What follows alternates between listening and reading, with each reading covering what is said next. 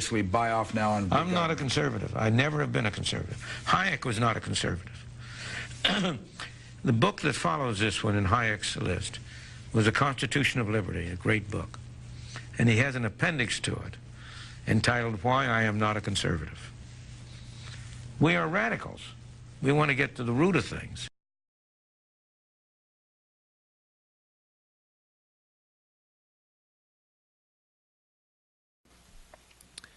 A revolution has happened.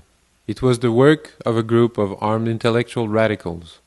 It fundamentally altered the relationship between working classes and means of productions everywhere. Ideas were appropriated by policymakers and implemented on a large scale, spreading over the vast majority of the globe, engulfing people in all countries. Contradicting all fears, this revolution was not led by the proletariat, but by the capital.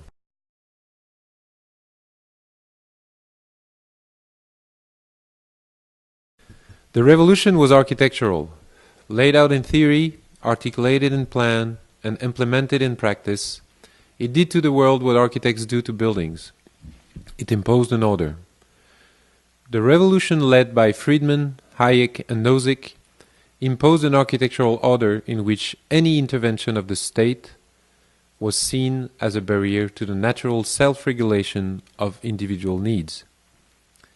It regimented reality, turning each passing day into a spectacular confirmation of its principles and their massive consequences on societies.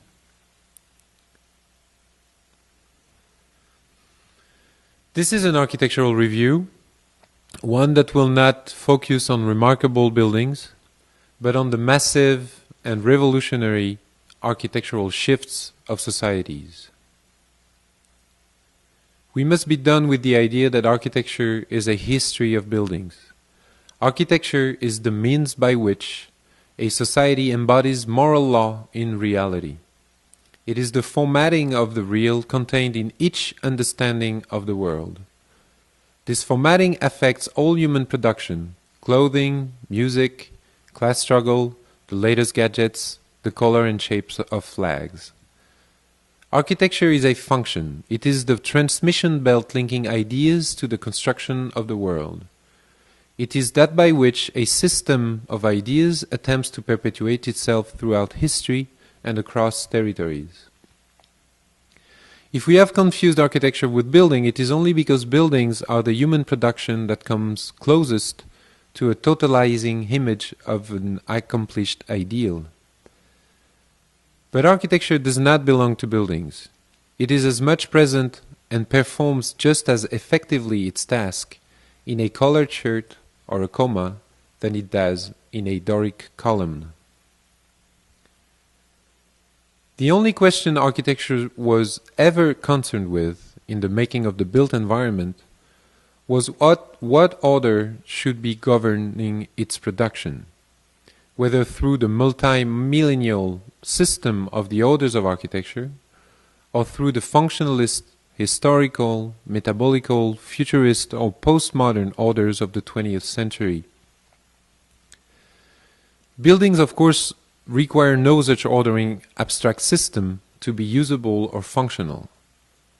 What is at stake instead is the order that ought to be applied to the world, for which the building is only a metaphor.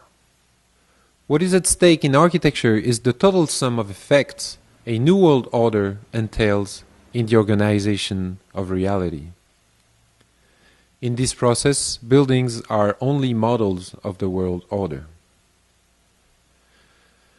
After the revolution is a review devoted to the analysis of this new global architecture.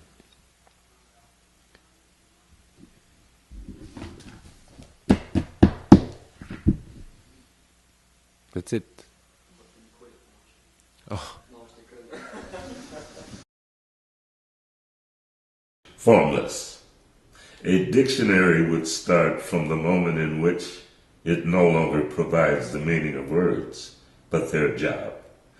Formless is thus not merely an adjective with such and such a meaning, but a term for lowering status with its implied requirement that everything have a form. Whatever it designates lacks entitlement in every sense and is crushed on the spot like a spider or an earthworm. For academics to be content, the universe would have to assume a form. All of philosophy has no other goal. It is a matter of fitting what is there into a formal coat, a mathematical overcoat. On the other hand, to assert that the universe resembles nothing else and is only formless comes down to stating that the universe is something like a spider or spit. That's more like the marches and stuff. I'm trying to see.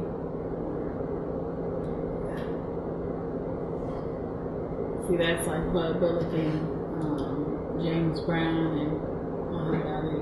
Yeah. So how close did we get to the Greater Grand Crossing? Did we get any or? Once you start getting in the ones that were like toward the L station and all of that, yeah, you're starting to get into the south side. But again, those images, it's more the south. But I'll ask them to send us a link. So all the photos that I show you, there's not a lot of pictures around here. But they're south side. They're still south side. They're still south side, but more like Bronzeville. Let's see. Woodlawn, 1960 images.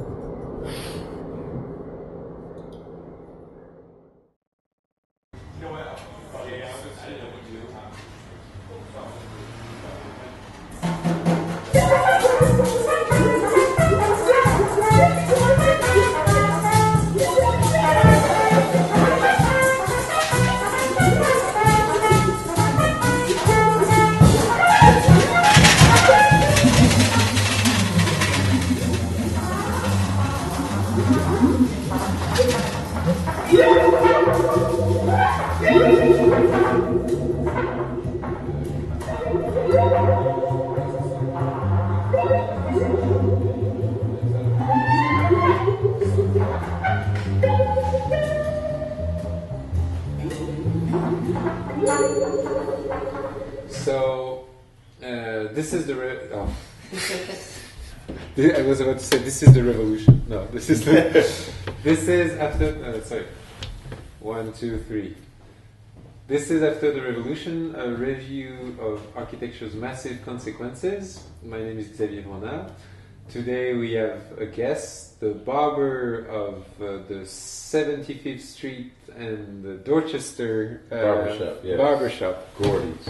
Gordy's, so Yes. it's called Gordy's. Gordys. So why is it called Gordy's? Well, it's an interesting story. My mother was a barber for over 30 years. And she was under the tutelage of a gentleman named Mr. Gordy. It was originally his shop. So they cut hair for years in this community for like 40 years worth of service. And once Mr. Gordy came upon age or whatever, he sold the shop to my mom. Okay. So she kept it going for a while. She got up there. She passed it on to me. So it's a family thing. So she was saying, hey son, what do you want to change the name to? So I was like, why would you change an iconic name in the neighborhood that's been here, a cornerstone for years? So we decided to keep the name Gordy's. And it has resonated in this general area for years. Okay. Yeah. And so you were in school right down the road, or? Very close, maybe 5-10 minutes away by car. Yeah. And so how was it growing there? When I was growing up, coming up through school, it was a heavy gang presence on the streets. So how does define heavy? What I mean by heavy is you have now you have shootings and so on and so forth. During that time, they had these big time political based gang leaders Larry Hoover, Jeff Ford, so on and so forth. And things were really a lot more tense, but yet organized. I don't know how. Yeah, no, how you that could makes say total it. sense. Yeah. Something like what the Black Panthers were, or the Blackstone Rangers. They were quote unquote a gang, but yet they had some form of organization. So that's what was going on during that time. So just like now, just to go a few blocks over, you may be in somebody else's territory and neighborhood or whatever. In the particular high school I went to, which was Chicago Vocational High School, that was the opposite of what the neighborhood was where I was from. So it was kind of like, so you were a cop in the in the mix, kind of sort of. You have to kind of tiptoe, really? through just based on where you live. I mean, by choice, I probably would. I'm not going over there. I tell them I'm not going over there. Those guys are, they'll kill me. But not literally, but during that time, you could get beat up, mob action, things of that nature. You didn't hear of very many shootings, killings during that time. So you wouldn't. So there would be. Yeah, that's really strange. So there would be less fatal fatalities. Yes. However, there was some violence that you would hear about, but it was always related to something bigger than, oh, you're walking over here, or you have the wrong colors on, or whatever. It would be probably more or less over money and drugs. But you said despite the violence that takes different forms, we have violence. Yes. Like not, you said that it was organized and politicized. The gangs that were out here, they had a lot of structural things going on. They had meetings to attend. So they had a hierarchy? Yeah, hierarchy, yes. Somebody you had to answer to. Definitely, yeah. And so, what do you know of the? Have you hang out with them in terms of like as much as knowing, what was their political agenda? Well, of course. These are all guys that you grew up with throughout the years. These are all guys that you've seen all the time. So it's just like, oh, hey, Fred, or hey, Bob. You just know. So it's not because they were gangs that they would Right. not. They would not be like apart, or like they would still. Would they be? Or? They were still gangs or whatever. Like, let's say, for instance, you lived here, and you do. Yeah. All right. If you live here long enough, the people in the area are gonna embrace you. You're walking down the street, they'll say, "Hey, well, man, who is that guy?" I'm like, "Oh man, he lives right here. He's with us. You're not with them, but you are with us because." You live in the neighborhood. We know you, this, that, or whatever. So you're kind of associated with us by default. Yeah. Same instance, you can go somewhere else and somebody like, hey, he is from over here on Dorchester. He lives on Dorchester. He's with those guys. And you're not really with those guys, but they're gonna look at you like, hey, you're part of them. So even if you weren't directly associated with the gangs, you were. Because these were all people that you grew up with, and you're from a locale, you're from a location. From that point, they had some things on paper that you had to memorize, a creed, so on and so forth. Just like any fraternity of any other sort. It was kind of like that. And how large would they be? These numbers, man, the numbers for the guys that were over here in this area, it was huge. It was nationwide. They had people all over. Oh. Yeah, it was huge. So, they were elections? Like, how would they? Do you have any idea? I really can't put my finger on that per se. How people got in these certain positions of hierarchy. Like the two notable people that we know of, Jeff Ford, which is a chief of the El Brookins. He's been locked up for over 20 years or so. Was with the Blackstones, and the head of that, which was kind of correlated with a Black Panther type demonstration. And then you have the Gangster Disciples. And that was a guy, Larry Hoover, who was still incarcerated. He was like one of the leaders, and I just don't know how they got to that position or that spot, but those were those people that you looked up to. I don't remember. I've had an interview with someone who told me that it was, I think it's Irma, that said that the fact that they would be called gangs was actually a label that was put upon them in order to because they were more political organizations and it was a way for maybe Uptown, Northtown to label them as scary or whatever. Of course, because what you had was powerful men, powerful black men that had the power to actually gather up thousands of people at a time. Like they could have come here tonight and said, "Hey, everybody, it's mandatory. Everybody's here tonight." And then now you got a few thousand people out here. So when you have that kind of power, whoa, that makes people nervous. Because they're looking at it. Perhaps this can go be a negative thing, or they're not looking at it as a positive. So, they created these labels in order to demonize. With these organizations. Yeah.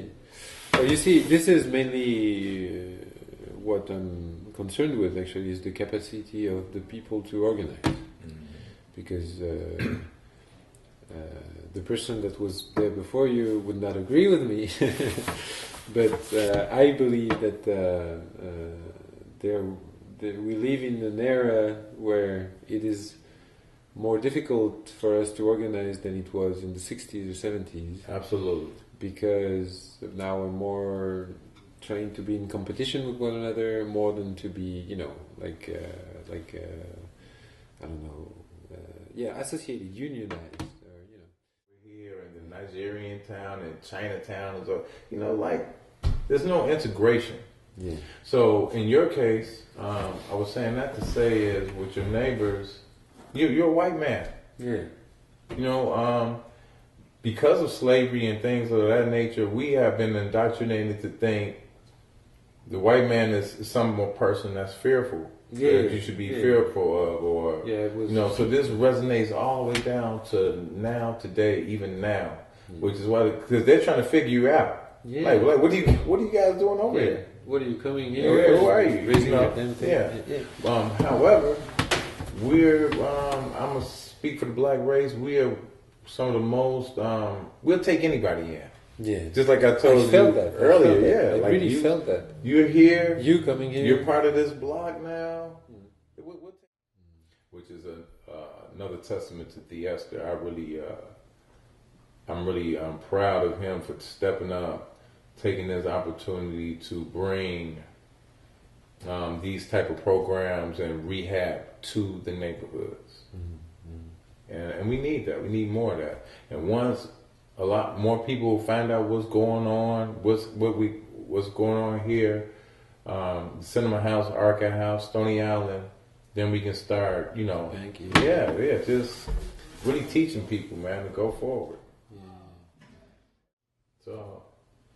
So, do you think that Theester is starting a kind of organization? He is. He is. All he needs is. He's already spearheading the whole movement. He just needs more awareness, more people to know about what's going on, which is going to be one of the things happening here on 69th Street. The only thing about 69th Street and this beautiful bank, and we've all seen it, it would be hard for me. Now, these people here in this sector, remember I told you about the sectors? They'll go. Yeah. It'd be like pulling teeth to get the guys a few blocks over to also come and partake because they're scared for their lives. They don't trust anyone. They're like, man, we're not coming over there. Really? So they need something right where they are. Even though it's a few blocks away, People it's would just be too far People would be scared for their lives. for their lives, literally. Because they don't know about it, not because because of the area, the neighborhood. This is a different neighborhood than 2 blocks over. and You got a this whole one nother this one would be subgroup. worse than 2 blocks away. Not necessarily worse, but they're not in Oh. cahoots. Yeah, so because it's just because they're not known, they're They more don't know exposed. these guys. They don't know how to navigate. They can't. They don't can't have do the. it. Yeah, okay. They won't do it. And They so- know how to. They don't want to Yeah. because now they're on somebody else's turf. Yeah, And once they come out of that bank, now you got to still go home. yeah. So you And don't. then you might. Yeah, you don't know who's like, oh, some such and such saw me in the bank, and so we have to break that down. We have to break that down, and that's going to be hard to do. Very much so. You know. So But- both the gangs and the church disappeared. So yeah, it's going. You know, the trust is not there. So what would there be left? Well, we do have a few things, and one of the things is the barbershop. The barbershop is a place where the guys of all walks of life, the businessman, the family guy, the gangbanger, the homeless person, everybody comes there at some point. It's a public space. It's a public space. You can do a little venting. You see a few characters. You get some good laughs. You talk politics. You know, you talk sports. It's a relief. Yeah. You know, so that's where we really. And lot so do of people places. hang out there? Or like, You know, people try to hang. You know, you got to kind of push them along for business reasons. yeah. Which I have a very hard time doing. But I'm not Yeah. one of the last businesses in my area. Everything else is gone. It's like the Ace Hardware, which was a hardware store, gone. That was black owned. They had a liquor store there, gone. They had a candy store, gone. It's just everything is. So these were there when you were a kid. This is all now, from right now. Okay. All of these things are gone. It's only one, maybe 2 businesses there, black business. So I do have a lot of ideas for that one sector. That one, it's just 4 corners there, 3 blocks from here. I really would like to spearhead something or collaborate with somebody to try to intertwine art, architecture, along with a social need. And that social need is basically creating jobs for youngsters. One idea I had was it's a huge building there, abandoned. It's been abandoned for over 10 years. A barber college. You know, because violence comes and drug sales come from when you don't have money or you can't make money. So the barber college would actually, barber beauty college would teach the young people a skill, a trade, and now you're more productive. You're interacting more. You're doing this. You're doing that, and to fuse the art into it, you can go perhaps. They've been barbering ever since the 1800s. You can get all old original barber chairs, maybe refurbish. Have the old leather straps where you shut the razor, an old feel, which is artsy. Intertwine all of that, and then you have very similar to the building at the bank. You have a state of the art, nice place where people are getting educated and getting a life skill in order to go forward and change things up a little bit. So that's my ultimate vision for that particular area, which may even put me out of business. You get a barber college across the street, then you have a barber shop right here, right? So you can go and get the cheap. So, Go somewhere else. Spread spread out. Yeah, whatever is gonna help us go forward. Yeah. And, well, I think that's a beautiful way to wrap it up.